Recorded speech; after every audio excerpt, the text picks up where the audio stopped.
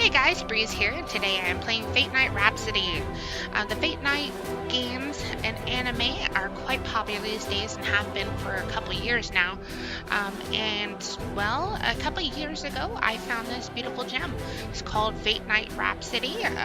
They only have the first act because I'm not entirely sure on what happened to the creators. I did look around to see if I can get the following acts, like 2 and 3 and 4 or whatever, but unfortunately there's only the one act.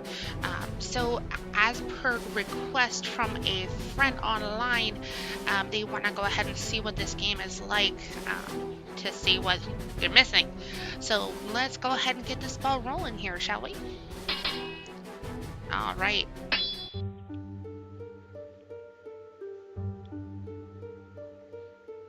The music is amazing, by the way.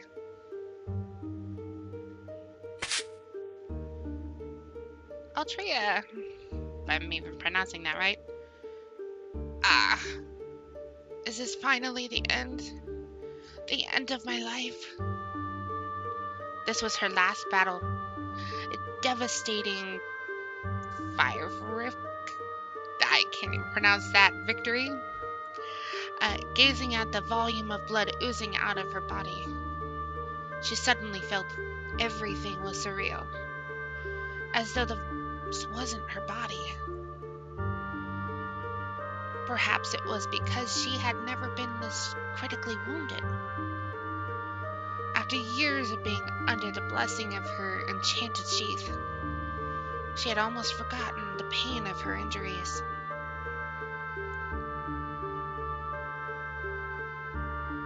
Remorse. At this very moment, her heart was flooded with regrets. In this round of clashing swords, she actually lost everything. As a king, she lost almost all her knights of the round, her loyal chief advisor, the future of Camelot, and soon enough, her own life. She lost everything. Do you regret this life? If I could redo this, I will. Change the fate of Britain. Is this your wish? Not only your fate as king, but also the history of Britain? Even if all of this were to be changed? Yes, this is my wish. That is my dream. Is that so? Then I will fulfill your last selfish request before the world summons you to a contract. Altria. It was a man's voice, so familiar and nostalgic. As the maelstrom of my conscience pulled all my memories in, I reopened my eyes. Chapter 1, I guess? Caliburn. This is... Standing in the corner of the plaza, the blonde girl remembered this episode of her past. This was the knight's trials, and the time she was but a knight's apprentice. Her name was Alteria Pendragon, raised to become a great knight by her stepfather who wished to restore the honor of her family's name. But all of this was just a facade, and only her deceased biological father and that mysterious rogue wizard would know.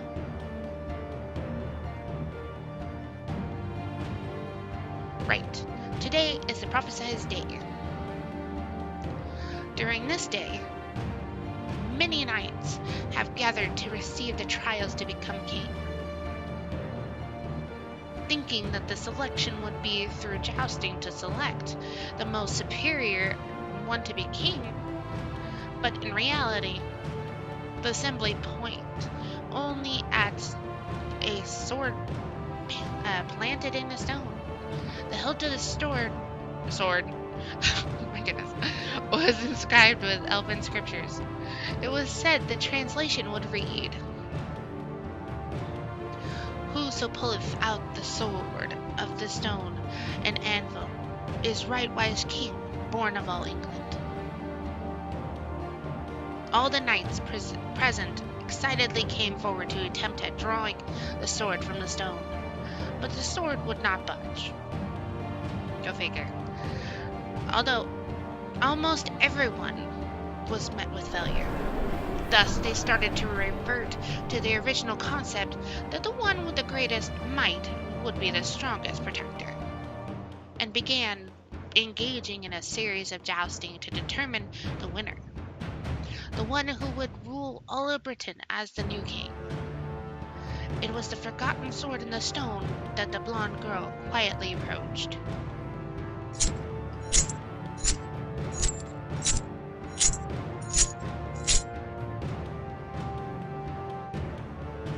Is this the sword in the stone that would determine the fate of Britain?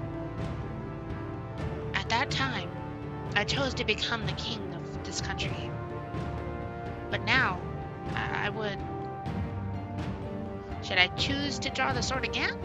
Or choose not to? Let's go ahead and... Let's go ahead and draw the sword.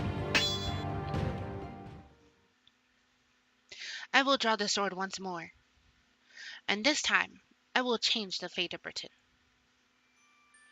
When the blonde girl reached out with her slender arms to grab the hilt of the sword, a low voice interrupted her. "Before you draw that sword, please reconsider this again." Perhaps she was too focused on whether to draw the sword. When she came back to her senses, she noticed a man with a hood standing behind her. That voice was my tutor? There was no mistake. That familiar voice was indeed Merlin. Ahem, my name is Merlin. Child, you must be mistaken. Aren't you my tutor and mentor? Still a trickster. Changing names and appearances again. But the name, Merlin? I wouldn't lie to you. Don't haphazardly grasp the sword. She does not look amused. The scenario seems so familiar. No, this did indeed exist in her memory without a doubt. It was only when she heard Merlin say these words that she truly understood how she felt at this instant. After you draw that sword, you will no longer be human. The white-haired sage approached her and swept his hand lightly over the girl's eyes, allowing her to see the possible future that lies beyond grasping the sword. But she knew, of course, what kind of desolate and despairing path this was. She would bear this sword and step onto the lonely path of being king, one which her subordinates and people would despise her and abandon her, until she meets her tragic death, all alone where no one could see. She would embrace an impossible dream and an everlasting slumber, even though the girl, who was not yet drawn the sword, feared the unpredictable future. She drew the sword with hesitation, and now I know the fate that awaits me. How would the reincarnated Altarian not know much of the turmoil and pain that awaits her? But she had no fear. And with that, I leave it at this video.